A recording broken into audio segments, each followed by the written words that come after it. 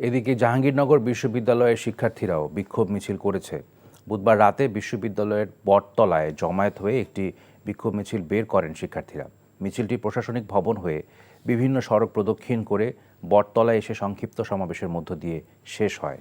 সমাবেশে শিক্ষার্থীরা দাবি করেন, ইসকন ও ভারতের যৌথ তত্ত্বাবধানে সার্জিস আলম ও হাসনাত আবদুল্লাহকে ট্রাক চাপা দিয়ে হত্যা চেষ্টা করা হয়েছে।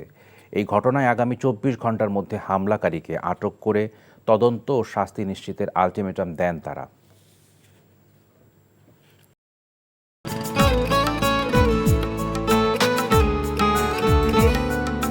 আপনার নামটা? নীলা। রাহুল।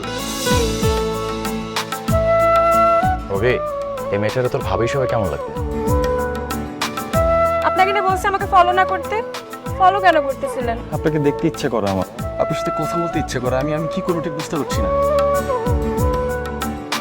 ওরে বাবা, ওই মেয়ে, অথচ তারে তুমি চিনো না? হ্যাঁ,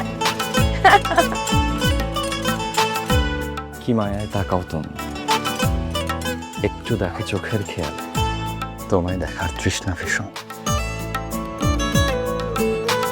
ভালোবাসায় বুঝি দেনা পাওনা থাকে?